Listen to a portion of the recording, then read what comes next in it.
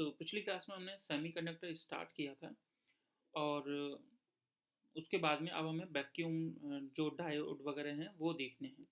जैसे चलिए स्टार्ट करते हैं। जैसे कि यहाँ है कि we will start with the introduction to vacuum tubes. Vacuum tubes for historical reason, हालांकि मैंने बता दिया था आप लोगों को कि वैक्यूम ट्यूब्स का अब यूज़ नहीं है, कई देशों में बैन भी है, लेकिन कुछ ऐसी एप्लीकेशंस हैं जहाँ पे इनका यूज़ किया जाता है। तो कब? जब हाई पावर हो, ऑब्वियसली मेगावाट के अंदर, या अल्ट्रा हाई फ्रिक्वेंसीज हो, उन डिवाइसेस के अंदर इसका यूज़ देखने को मिल जाता है। तो we will start with the introduction to vacuum tubes for historical reasons. Although the use of vacuum tubes is very limited now, and it has been completely replaced by semiconductor devices. Semiconductor devices जो कि बहुत ज़्यादा important है, जो in the middle of 20th century में discover किया गया, और उसके बाद में फिर बहुत सारी उसकी एप्लीकेशंस वगैरह देखी गई, लो कॉस्ट देखा गया as compared to vacuum tubes. लेकिन फिर भी इनकी एप्लीकेशंस किसकी? वैक्यूम ट्यूब्स की देखने को मिल जाती हैं। कहाँ पे? एम्पलीफाइंग डिवाइसेस के अंदर, जब जहाँ पे अल्ट्रा हाई फ्रिक्वेंसी हो, या फिर इलेक्ट्रॉनिक एप्लीकेशन में जब हाई पावर चाहिए हो, तब इनका यूज़ देखने को मिल जाता है। तो वैक्यूम ट्यूब्स हैं क्या? तो वैक्यूम ट्यूब का जैसे कि जिक्र जब भी आता है तो सबसे पहले डायोड का नाम आता है। तो डायोड का जो फुल नेम है वो है थर्मियोनिक वैक्यूम डायोड। एक बार दोबारा समझते हैं, थर्मियोनिक वैक्यूम डायोड। तो ये सबसे पहले जब डिस्कवर किया होगा जिस भी साइंटिस्ट ने, वो 1903 के आसपास उसने इन्वेंट किया था। तो इन्वेंट जब उसने किया, was the first in chain of electronic devices that dominated the field of electronics till the invention of transistor in 1948। तो यही मैंने कहा था, in the middle of 20th century, यानी कि 1943 या 48 के आसपास ट्रांजिस्टर की खोज हो गई थी। उसके बाद से इनका यूज़ कम हो गया। तो मैंने जैसा कि बताया, वैक्यूम ट्यूब्स का जो प्रॉपर नाम है वो क्या है? Thermionic vacuum diode. ये वर्ड बहुत इंपॉर्टेंट है, इसके ऊपर एक क्वेश्चन भी पूछा गया है, अभी थोड़ी देर में बताऊंगा मैं। नेक्स्ट आते हैं द यूज़ ऑफ, और ये भी 2-3 बार बता चुका हूँ, the use of vacuum tubes is now restricted to amplifying devices in ultra high frequency और हाई पावर मेगावाट। तो अब आते हैं थर्मियोनिक एमिशन के ऊपर, क्योंकि वैक्यूम डायोड वगैरह पढ़ने के लिए ये चीज़ें, छोटी छोटी डेफिनेशन पहले हमें चाहिए टॉपिक को समझने के लिए, तब हम लोग नेक्स्ट क्लास में वैक्यूम डायोड को पढ़ पाएंगे। तो सबसे पहले समझते हैं थर्मोआयनिक एमिशन है क्या। तो सबसे पहले समझते हैं उससे भी पहले कि इलेक्ट्रॉनिक एमिशन क्या है। जैसे नाम से ही पता लग रहा है कि एमिशन मतलब निकलना किसका? इलेक्ट्रॉन्स का। तो electronic emission is the process by which the free electrons जो होते हैं एस्केप या निकलते हैं कहाँ से? मेटल की सरफेस से। एक बार दोबारा समझते हैं, इलेक्ट्रॉनिक एमिशन एक ऐसी प्रोसेस है जिसके अंदर क्या होता है? मेटल की सरफेस से जो फ्री इलेक्ट्रॉन्स हैं वो बाहर आ जाते हैं। तो ये तो हो गया इलेक्ट्रॉनिक एमिशन।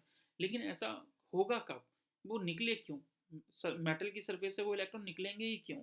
तो वो कब होगा कि अगर किसी भी मेटल को, if a metal is made up of atoms. हाँ, एक चीज देखते हैं कि मेटल किससे बना होता है? ऑब्वियसली एटम से। अब एटम किससे बाउंड होते हैं? जैसे कि क्रिस्टल लेटर्स से। फिर उसके बाद में है, और एटम और किससे बना होता है? कि इलेक्ट्रॉन से। और इलेक्ट्रॉन किससे बाउंड होते हैं? एटम से। और किससे बना होता है? फ्री इलेक्ट्रॉन से। अब देखिए, क्रिस्टल लेटर जो है, तो एटम्स, मेटल जो किन से मिलके बना है? एटम से। तो एटम किससे बाउंड है? क्रिस्टल लेटिस से। और किससे बना है? इलेक्ट्रॉन से। तो इलेक्ट्रॉन्स किससे बाउंड है? एटम से। लेकिन और किससे बना हुआ है? फ्री इलेक्ट्रॉन से। फ्री इलेक्ट्रॉन्स जो यहाँ पे हैं, फ्री इलेक्ट्रॉन्स का मतलब आपको पता होना चाहिए, फिजिकल केमिस्ट्री पढ़ी है तो। जैसे कि एक एग्जांपल के तौर पे मैं बस समझा देता हूँ जल्दी से। जैसे सोडियम, जिसके पास एटॉमिक नंबर कितना होता है? 11। तो इसका इलेक्ट्रॉनिक कॉन्फ़िगरेशन देखने पर हमें मिलता है 281। तो ये वाले इलेक्ट्रॉन्स तो किस स्टेट में है? अपनी नॉर्मल स्टेट में है। लेकिन ये जो एक इलेक्ट्रॉन है, अब ये वाले जो यहाँ, जैसे हमने एटम का न्यूक्लियस लिया, और ये 2 इलेक्ट्रॉन, और यहाँ पे प्रोटॉन कितने होंगे? 11। तो ये तो बाउंड हो गए इससे, 2 वाला भी 8 वाला भी। लेकिन ये जो 1 इलेक्ट्रॉन है, ये फ्री इलेक्ट्रॉन माना जाएगा, और जैसे ही इसको कोई पर्टिकुलर एनर्जी मिलेगी, ये यहाँ से निकल के बाहर चला जाएगा। तो सेमीकंडक्टर में ये बहुत तेज़ी से होता है कि अगर उनको कोई क्योंकि एन तो कोई सेमीकंडक्टर नहीं है, ये तो मैंने एग्जांपल देने के लिए समझाया था। तो सेमीकंडक्टर्स के अंदर जो बाहर की ओर ये इलेक्ट्रॉन्स होते हैं, वही हैं आपके फ्री इलेक्ट्रॉन्स। तो एक बार दोबारा समझते हैं कोई भी जो मेटल है वो एटम से मिलके बना होता है। अब एटम किससे बाउंड होते हैं? क्रिस्टल लैटिस से। और किससे बना होता है एटम? इलेक्ट्रॉन से। तो इलेक्ट्रॉन किससे बाउंड होते हैं? वो भी एटम से। फिर तीसरा क्या है? Free electrons. अब यही खास चीज़ है कि ये जो फ्री इलेक्ट्रॉन्स हैं ये किसी से भी बाउंड नहीं होते, ये पूरे मेटल में कहीं भी घूम फिर सकते हैं। तो एक बार दोबारा फिर से, क्योंकि बहुत इंपॉर्टेंट डेफिनेशन है आगे समझने के लिए। मेटल जो है एटम से मिलके बना है, और एटम किससे बाउंड है? क्रिस्टल लैटिस से। और एटम किससे बना हुआ है? इलेक्ट्रॉन से, तो वो भी बाउंड है एटम से। लेकिन तीसरी चीज़ है फ्री इलेक्ट्रॉन। तो फ्री इलेक्ट्रॉन किसी से भी बाउंड नहीं होते और ये पूरे मेटल में कहीं भी आ और जा सकते हैं। अब इसी से खोज हुई किसकी? ये वाला 1914 ट्रांजिस्टर वगैरह की। तो जब यही सेम प्रॉपर्टी देखी गई सेमीकंडक्टर के अंदर, तब उनको आ, कि किस पर्टिकुलर कंडीशन पे या कितना अमाउंट ऑफ हीट और एनर्जी दिया जाए कि ये इलेक्ट्रॉन्स मूवमेंट करा सकें। तो वहीं वो अपने आप ऑटोमेटिकली क्या हो जाएगा, जब तक इसको कोई एनर्जी ना दी जाए तो ये फ्री इलेक्ट्रॉन्स एक ही जगह मतलब घूमता रहेगा जहाँ पे भी होगा, लेकिन एक पर्टिकुलर अमाउंट की एनर्जी दी जाएगी तो वो बाहर आ जाएगा। तो जो फ्री इलेक्ट्रॉन्स हैं आर ऑलवेज इन मोशन, वो मोशन में रहते हैं, एंड ट्रेवल मोर और less freely through out the body of the metal. तो ये जो फ्री इलेक्ट्रॉन्स है पूरी मेटल की बॉडी में इधर उधर घूमते रहते हैं। अब आते हैं, ये इसी के अंदर टॉपिक है। हेडिंग टाइप इसलिए मैंने डाल दिया है क्योंकि ये अलग से डेफिनेशन पूछी जाती है, लेकिन ये टॉपिक उसी के अंदर चल रहा है, थर्मियोनिक एमिशन के अंदर। तो वर्क फंक्शन क्या है? जैसा कि मैं बार बार थोड़ा सा हिंट तो अब तक आपको मिल गई होगी पढ़ाते पढ़ाते, जैसे मैंने बता रहा हूँ काफ़ी बार कि जितने भी मेटल या जो भी हैं वो किन किन चीज़ों से मिलके बने, जैसे कि क्रिस्टल लैटिस से, दूसरा इलेक्ट्रॉन से, लेकिन वो सब किससे बंधे होते हैं? एटम से। तीसरा किससे बना होता है मेटल? फ्री इलेक्ट्रॉन से। ये किसी से बाउंड नहीं होते, ये पूरे मेटल में कहीं भी मूव कर सकते हैं। फिर मैं बार बार साथ साथ ये भी बोल रहा था कि अगर उनको एक पर्टिकुलर अमाउंट ऑफ एनर्जी मिल जाए किसी भी तरह से, चाहे उन पर मैं कोई फोटोन सनलाइट जैसे फोटोन कोई भी एक रे ऑफ लाइट डाला जाए पर्टिकुलर फ्रिक्वेंसी का, या उसको हीट किया जाए, तो हमारे सिलेबस में तो नहीं, मतलब नॉर्मली जो हम चीज़ें पढ़ेंगे वो हीटिंग के थ्रू होगा, तो वो थर्मोआयनिक एमिशन के अंदर आता है। तो कोई भी अमाउंट ऑफ एनर्जी, अब ये अमाउंट ऑफ एनर्जी आप किस तरह से दे रहे हो वो डिपेंड कर रहा है, फोटोन को थ्रू दे रहे हो या फिर उसको हीट करके, ये डिपेंड करता है। तो सर्टेन वर्ड और मिनिमम अमाउंट वर्ड इसलिए जुड़ा है। मान लीजिए किसी इलेक्ट्रॉन को अपनी सरफेस से बाहर आने के लिए 5 इलेक्ट्रॉन वोल्ट की एनर्जी चाहिए, लेकिन आपने उसको 7 दे दी तब भी वो बाहर आ जाएगा, 5 दे दी तब भी बाहर आ जाएगा, 6 दे दी तब भी वो बाहर आ जाएगा। तो 5 इलेक्ट्रॉन वोल्ट क्या है? मिनिमम अमाउंट ऑफ एनर्जी कि इतना मिल गया तो वो बाहर आ जाएगा। तो इसीलिए यहाँ वर्ड यूज किया गया है certain minimum amount of energy. तो a certain minimum amount of energy, ये वर्क फंक्शन की डेफिनेशन है। Energy must be given to the free electrons. अब ये फ्री इलेक्ट्रॉन कौन थे? जो बॉडी के अंदर कहीं भी मूव कर रहे थे। तो अगर उनको इतनी एनर्जी दे दी जाए, एक पर्टिकुलर अमाउंट ऑफ एनर्जी दे दी जाए, तो वो क्या करेंगे? उस मेटल की बॉडी से बाहर आ जाएंगे, सरफेस से बाहर आ जाएंगे। उसी पर्टिकुलर अमाउंट ऑफ एनर्जी को हम बोलते हैं वर्क फंक्शन। एक बार दोबारा डेफिनेशन देखते हैं। A certain minimum amount of energy must be given to the free electrons to enable it to escape from the metal। मतलब जो फ्री इलेक्ट्रॉन्स मेटल में कहीं भी घूम रहे थे, उनको एक पर्टिकुलर अमाउंट एनर्जी देने के बाद में अगर वो वहाँ से बाहर आ जाते हैं, उस सरफेस को छोड़ के बाहर आ जाते हैं, किस टेम्परेचर पे? हाँ, ये मैं बताना भूल गया, ये 0 टेम्परेचर बर्ड जरूरी है इस डेफिनेशन के अंदर। तो this amount of energy required at absolute 0 temperature पे, जो अमाउंट हमने दिया होगा एनर्जी का, उसी को हम क्या बोलेंगे?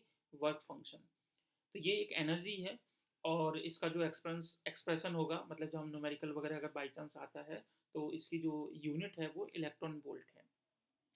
तो ये बात होगी। अच्छा, समझाते समझाते मैंने यहाँ पे ये भी बताया था कि यहाँ जो हम एनर्जी इसको दे रहे हैं वो दोनों में से कोई भी टाइप की हो सकती है, थर्मोआयनिक भी हो सकती है या फिर एक फोटोन के थ्रू जो दी गई है वो भी हो सकती है। तो अब देखते हैं कि थर्मोडायनेमिक एमिशन क्या है। थर्मो जैसे नाम कहीं भी थर्मल वर्ड जुड़ रहा है तो मतलब हीट की बात हो रही है। तो सेम ऊपर वाली डेफिनेशन अगर समझ आ गई है तो ये वाला टॉपिक समझ आएगा। बस यहाँ पे एनर्जी वर्ड यूज़ किया गया था, लेकिन किस तरह से थी? फोटोन भी हो सकता है या हीट भी हो सकती है, लेकिन यहाँ पे क्या होगा? सिंपल हीट वर्ड होगा। तो the electrons are emitted when a metal is supplied with heat energy. बस उस एनर्जी का यहाँ नाम दे दिया है। तो suitable metals with low work function values are, अब जैसे कि लो वर्क फंक्शन का मतलब क्या है? कि जिनको इलेक्ट्रॉन्स को बाहर निकलने के लिए कम एनर्जी चाहिए, वो कौन कौन से मेटल हैं ऐसे। तो टंगस्टन, जो बल्ब वगैरह में फिलामेंट वगैरह यूज होते हैं, ये वही है। तो इन हाई वोल्टेज ट्यूब्स वहाँ यूज किया जाता है इस वाले को, क्योंकि इसमें लो वर्क फंक्शन होता है, थोड़े से अमाउंट से ही जो इलेक्ट्रॉन्स बाहर आ जाते हैं। थ्योरेटेड टंगस्टन इन हाई पावर, और ऑक्साइड कोटेड मेटल्स जो हो गए वो। तो थर्मोनिक एमिशन के अंदर बस इतना याद रखना है आपको। और ये एग्जांपल्स हो गए। क्या है यहाँ पे कि इलेक्ट्रॉन्स जो हैं किसी भी मेटल से बाहर कब आते हैं, हीट एनर्जी मिलने पे। अब आते हैं जैसे कि जो पिछली क्लास में पढ़ाया था और जो आज की क्लास में पढ़ाया है, उसका मिक्स करके ये क्वेश्चन कैसे बनते हैं, मतलब एग्जाम में कैसे आए हुए हैं। तो give examples of some elemental compound and oxide semiconductor. ठीक है, ये तो कल भी मैंने नोट भी करवा रहा था आपको बार बार कि ये आपको नाम याद रखने हैं। नेक्स्ट है, how does the conductivity of oxide semiconductor change. देखा जाए तो ये क्वेश्चन मैं करा चुका हूँ। एलिमेंटल सेमीकंडक्टर के अंदर कौन आता है, सिलिकॉन और जर्मेनियम। कंपाउंड सेमीकंडक्टर के अंदर कौन कौन आता है, गैलियम आर्सेनिक, कैडमियम टैलियम, इसके बाद में गैलियम एंटीमनी। ऑक्साइड सेमीकंडक्टर में ये दो ही थे जो दोनों हमने पढ़ लिए थे पिछली क्लास में। तो ये तो हो गया, इनके एग्जाम्पल्स हो गए, एलिमेंटल, कंपाउंड और ऑक्साइड। अब बात आती है कि जो ऑक्साइड वाले हैं इनकी कंडक्टिविटी चेंज कैसे होती है। तो ये भी हम लोग डिस्कस कर चुके हैं कि ऑक्सीजन को ऑक्सीजन सोशियोमेट्री से या ऑक्सीजन डेफिशिएंसी से आप वर्ड यूज कर सकते हो कि ऑक्साइड के अंदर ऑक्सीजन सोशियोमेट्री के थ्रू उसमें कंडक्टिविटी को बढ़ाया जाता है। नेक्स्ट क्वेश्चन जो पूछा गया है एग्जाम में वो ये है, define work function and explain thermionic emission. ये मैंने अच्छे से यहाँ एक्सप्लेन कर दिया है, जो आज की क्लास में पढ़ाया है मैंने, कि वर्क फंक्शन क्या है, कि कोई भी एक सर्टेन अमाउंट ऑफ एनर्जी जो क्या करे, किसी भी इलेक्ट्रॉन, फ्री इलेक्ट्रॉन को दी जाए, तो वो अगर उस मेटल की बॉडी से बाहर आ जाता है किस टेम्परेचर पे, एट एब्सोल्यूट जीरो टेम्परेचर पर, तो उसको वर्क फंक्शन बोलते हैं। लेकिन एग्जाम में आपको थोड़ा प्रॉपर डेफिनेशन लिखनी पड़ेगी, तो ये आप चाहें तो रट सकते हैं। इसके बाद में इसकी ऐसा यूनिट या रिप्रेजेंट करने का जो तरीका है वो इलेक्ट्रॉन वोल्ट में है। थर्मोआयनिक एमिशन क्या है वो भी मैंने आपको एक्सप्लेन कर दिया है। अब नेक्स्ट क्लास में हम लोग पढ़ेंगे जो डायोड हैं। तो ये टोटल, जैसे मैं कोशिश करूँगा नेक्स्ट क्लास में वैक्यूम डायोड और वैक्यूम ट्रायोड दोनों ही कंप्लीट कर दूँ। बड़े बड़े टॉपिक्स हैं जिसके अंदर जो वी आई करेक्टरिस्टिक है, न्यूमेरिकल कैसे वो क्वेश्चन कैसे बनते हैं, वो सब हम लोग डिस्कस करेंगे। तो नेक्स्ट क्लास में हम लोग वैक्यूम डायोड और ट्रायोड दोनों टॉपिक कवर करेंगे। थोड़े बड़े बड़े टॉपिक हैं लेकिन वो करेंगे। तो मिलते हैं नेक्स्ट क्लास में।